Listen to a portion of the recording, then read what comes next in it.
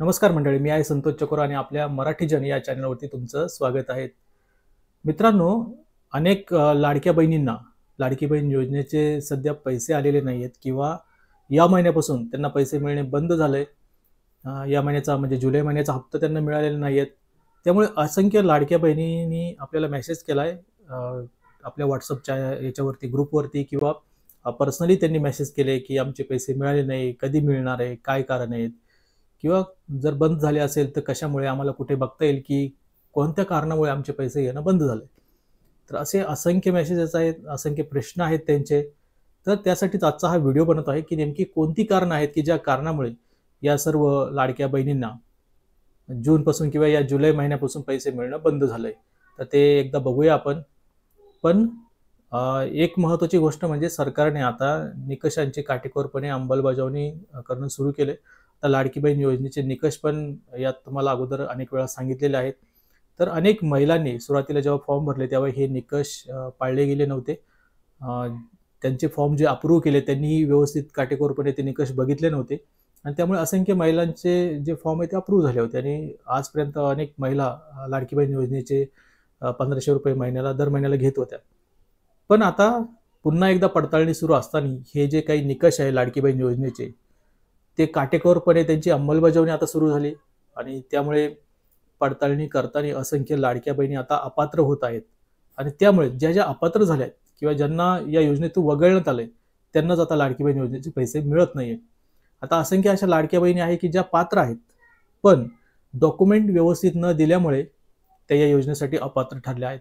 त्यामुळे एकदा तुम्ही काय-काय डॉक्युमेंट दिले होते तेही एकदा बघून घ्या. आणि आता दुरुस्ती करण्यासाठी कुठलीही पद्धत नाही किंवा कुठलाही पोर्टल नाही आहेत, कुठली प्रोसेस नाही आहेत.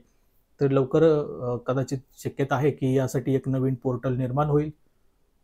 तसं आमदार राम कदम यांनी मागणी केली की ज्या लाडक्या बहिणी अपात्र ठरल्या आहेत, तर त्या अपात्र कोणत्या कारणामुळे ठरल्या आहेत, काय नेमकी चूक झाली ते त्यांना समजावं. नेमके त्यांना पैसे का मिळत नाही याबद्दल माहिती मिळावी यासाठी एखादी वेबसाईट असावी. तर अशी मागणी भाजपचे आमदार राम कदम यांनी केलेली आहे सरकारकडे. तर बघूया या सरकार यावरती काय निर्णय घेते. जर काही अपडेट आली किंवा अशी वेबसाईट निर्माण झाली तर मी तुम्हाला नक्की माहिती देईल. तर आता निकष बघूया किंवा कारणे बघूयात की कोणत्या कारणांमुळे तुमचं जे काही लाडक्या बहिणी त्यांना पैसे मिळत नाहीयेत. तर यापैकी तुम्ही कोणत्या कारणात मोडताय ते नक्की व्हिडिओ खाली कमेंट करून सांगा. तर आता आपण कारण बघूया. तर मंडळी ही 10 कारणं आहेत एकूण. या 10 पैकी तुम्ही कोणत्याही कारणात मोडत असाल तर लाडकी बहीण योजनेचे पैसे तुम्हाला मिळणार नाहीयेत. हे लक्षात ठेवा. याविषयी आपण अनेक वेळा सांगितलेलं आहे, अनेक व्हिडिओमध्ये सांगितलेलं आहे की तुम्ही पुन्हा एकदा बघूया.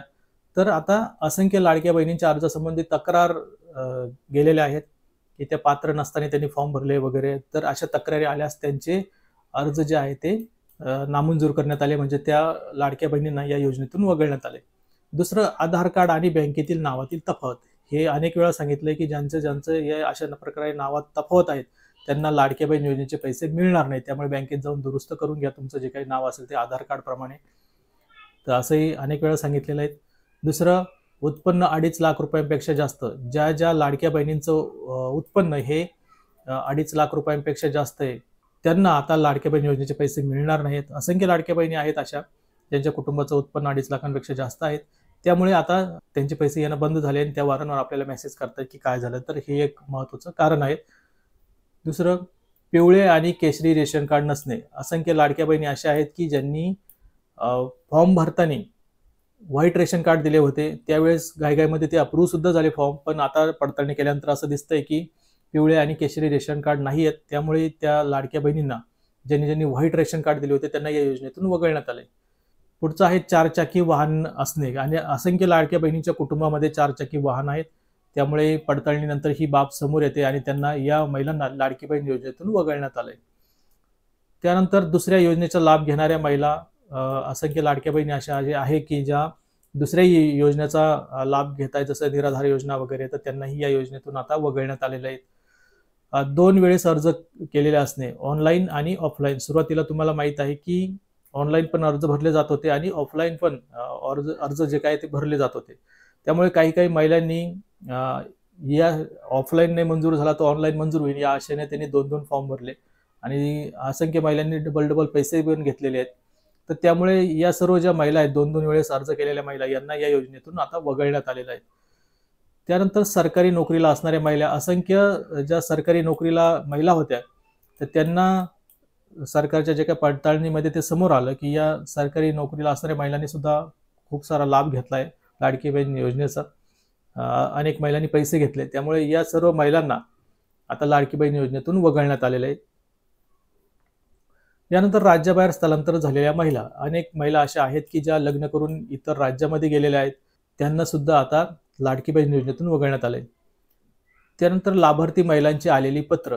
तर असंख्य ज्या लाडक्या बहिणी आहेत, त्यांनी स्वतःहून गव्हर्नमेंटला पत्र लिहिली, की आम्हाला लाडकी बहीण योजनेत आम्ही पात्र नाही आहेत किंवा त्यावेळेस परिस्थिती नव्हती, पण आता आमची परिस्थिती आहे. आमचं उत्पन्न 2.5 लाख रुपयांपेक्षा जास्त आहेत, असं त्यांनी म्हटलं किंवा पत्र लिहिलं आणि त्यामुळे या महिलांनी स्वतःहून पत्र लिहिल्यामुळे यांनाही लाडकी बहीण योजनेतून वगळण्यात आले.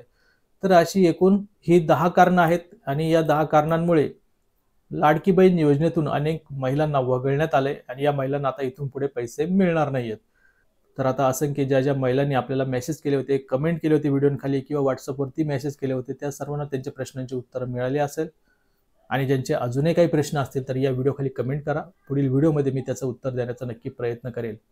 Bye bye, take care. भेटूया पुन्हा पुढील व्हिडिओमध्ये.